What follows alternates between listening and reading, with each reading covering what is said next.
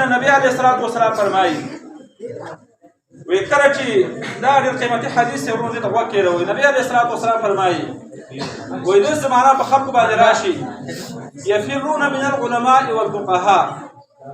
داسې زمانه په خلکو باندې راشي چې د علماو او د قاریانو به خلک تښتي ځامت خلک ساتي. فیبتلیهم الله بثلاث بلیات. دا خلک په الله تعالی په دریو عذابونو باندې مسلط کړي. دې زمانه په خلکو باندې راشي چې علماو سره خلک ملنډې کوي، په قاریانو سره خلک ملنډې کوي. دې خلکو به الله تعالی درې قسمه عذاب ورکوي. فیبتلیهم الله بثلاث بلیات. درې عذابونه به ورکوي. ای ينزع عنهم البرکه. دا خلکو د مال نه برکت لاړ شي. کله چې د قرآن د قاریانو قدر نه کېږي نو د خلکو د مال نه به ورونو برکت لاړ شي. سوچ وکړه مال نن سبا ډېر دی که مال کم دی؟ مال ډېر جسې غواړي خو برکت پکې نشته. پخوا به چې یو کس مزدوري کوله ټول کور په هغې باندې کار روان و. اوس ټول مزدوري کوي او ورسره په سخته کې دی او نه پوره کېږي. برکت نشته، برکت روان دی. ولې روان دی؟ قرآن ته موږ شاکر کړه، قرآن ویونکو ته موږ عزت نه ورکوو، ځکه دا عذاب په باندې مسلط دی. نو یو عذاب به دا راځي چې الله تعالی به د خلکو د مال نه برکت اوچت کړي. دویم نبی علیه الصلاة والسلام فرمایي وان یسلط علیهم سلطانا جابرا.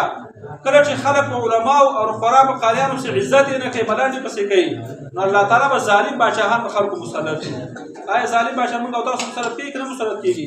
یو ښه باچا هم وخېږي چې موږ او تاسو هغې ښه صفات کوو، هغه په خلکو باندې ظالم ګرځېږي. دا د باچا ګناه نه ده، دا خپل انسان ګناه ده چې خپل عمل په عمل باچا کېږي. هغه که یو سم کار کوي هغه به د عذاب سبب ګرځېږي. د هغې مثال درته ښیم. یو سړی خر روان کړی، مختلف سلو سره روان او دا خر د چا سمې نه کوي نو په داته باندې ګزار کوي. دا سړی په داته باندې وایي نو د دې خره دا خیال چې د انسان عزت ورکومه، خو لیکن د الله تعالی دا خو یو عذاب شي د انسان لپاره. دغه شان د باچا مثال دی چې قوم عمل کله خراب شي، هغه که ښه کار کوي ښه کار خلک باندې عذاب ګرځېږي. او که چېرته د قوم عمل سم شو، عمل د قوم سم شو، یو کمزوری سړی به باچا شي، یو غلام به باچا شي، یو ماشوم به باچا شي، خلکو باندې به هغه رحمت ګرځېږي. نو نبی علیه السلام فرمایي چې کله د قرآن د ویونکو قدر ختم شي، د علماو او د فقهاو خلک جدا شي، نو دویم عذاب به دا چې ظالم باچا الله تعالی په دې باندې مسلط کړي.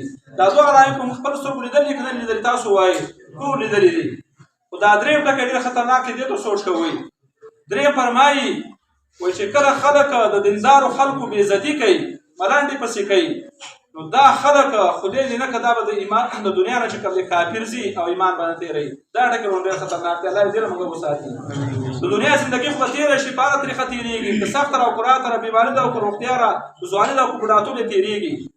لیکن چې ایمان دې وي نه ول ټوله زندګي دې تباه او برباد شوله. نبی علیه السلام فرمایي چې کله خلک دین ته شا کړي، علماو دشمني کوي، د قرآن والاو دشمني کوي، نو دا خلک چې د دنیا نه ځي دا به بې ایمانه د دنیا نه ځي. الله دې موږ بچ کړي.